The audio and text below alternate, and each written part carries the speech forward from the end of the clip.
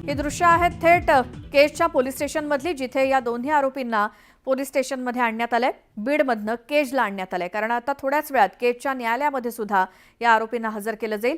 हे दोन्ही आरोपी आपल्याला दिसतायत, ज्यांना पुण्यातनं बेड्या ठोकण्यात आल्यात। त्यातील एकाचं नाव आहे सुदर्शन घुले, तर दुसऱ्याचं नाव आहे सुधीर सांगळे। तिसरा आरोपी कृष्णा आंधळे अजूनही फरारच आहे। मात्र पोलिसांनी संतोष देशमुख हत्या प्रकरणामध्ये या 2 जणांना ताब्यात घेतलंय। बाकी तपास सीआयडी कडनं सुद्धा केला जातोय। मात्र पुण्यामधनं पोलिसांनी या दोघांना अटक केली आहे। उपजिल्हा रुग्णालयामध्ये या आरोपींना पोलीस घेऊन आलेले आहेत आणि यानंतर आता त्यांना न्यायालयामध्ये हजर केलं जाणार आहे।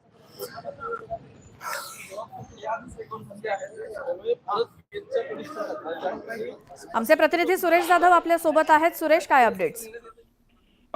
सुदर्शन घुले आणि सुधीर सांगळे यांना नेकनूर येथे देखील वैद्यकीय तपासणी करण्यात आली होती। त्यानंतर पुन्हा केज इथं उपजिल्हा रुग्णालयात देखील वैद्यकीय तपासणीसाठी आणण्यात आलेला आहे आणि वैद्यकीय तपासणी झाल्यानंतर त्यांना न्यायालयामध्ये हजर केलं जाईल। एकूणच जर आपण आजचा दिवसभर जर सकाळपासून जर दिनक्रम बघितला तर पोलीस प्रशासनाने पहाटेच्या वेळी सुदर्शन घुले आणि सुधीर सांगळे यांना ताब्यात घेतलं होतं। त्यानंतर नेकनूर पोलीस स्टेशन या ठिकाणी आणलं गेलं। त्यांची जवळपास 3 ते 4 तास कसून चौकशी करण्यात आली।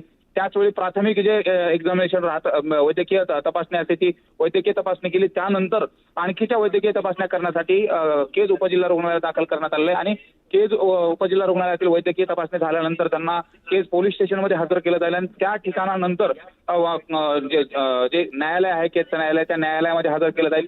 एकंदरीत न्यायालयामध्ये हजर केल्यानंतर नेमकं आरोपींना पोलीस कोठडी कशा पद्धतीने मिळते, किती दिवसाची मागणी केली जाऊ शकते हे देखील पाहणं महत्त्वाचं ठरणार आहे। मात्र शासकीय वकील म्हणून बाळासाहेब कोल्हे, जे की राज्य शासनाने त्याला पब्लिक प्रोसिक्युटर म्हणून नियुक्ती केलेली आहे, ते आज काम पाहणार आहेत। त्यामुळे नेमकी जास्तीत जास्त पोलीस कोठडी कशा पद्धतीने मिळेल या अनुषंगाने देखील आता पोलीस प्रशासन असेल, सीआयडी असेल, त्या दृष्टिकोनातून तपास करणार। बिलकुल। आता किती वाजेपर्यंत त्यांना कोर्टामध्ये हजर केलं जाईल? वैद्यकीय तपासणी आणि पोलीस प्रशासनाची ज्या टेक्निकल तांत्रिक प्रक्रिया असतात त्या प्रक्रिया पार पाडून त्यांना न्यायालयामध्ये हजर करण्यासाठी आणखी अर्धा तासाचा वेळ लागण्याची शक्यता आहे। कारण आता जिल्हा केज उपजिल्हा रुग्णालयामध्ये दाखल करण्यात आले आणि यानंतर आता वैद्यकीय एक्झामिनेशनसाठी 15 ते 20 मिनिट लागू शकतात। त्यानंतर केज पोलीस स्टेशन या ठिकाणी त्यांना हजर करणं आणि तिथं जी तांत्रिक प्रक्रिया आहे अटकेच्या संदर्भातली ती पूर्ण करणं आणि त्यानंतर केज न्यायालयामध्ये त्यांना हजर केलं जाईल। मात्र त्या दृष्टिकोनातून आता जो इथलचा बंदोबस्त आहे, केज पोलीस स्टेशन असेल, त्याचबरोबर उपजिल्हा रुग्णालय असेल आणि त्यानंतर जे न्यायालय आहे या परिसरात मोठ्या प्रमाणात पोलीस बंदोबस्त लावण्यात आला आहे। ज्या पद्धतीने संतोष देशमुख हत्या प्रकरणामुळे संताप व्यक्त केला जातोय, आता परभणीचा मोर्चा देखील चालतो आणि त्याच सुरक्षेच्या पार्श्वभूमीवरती पोलीस प्रशासनानं आता जो बंदोबस्त आहे तो खूप मोठ्या प्रमाणात तैनात केल्याचं चित्र पाहायला मिळत आहे। बिलकुल सुरेश, धन्यवाद या सगळ्या माहितीसाठी।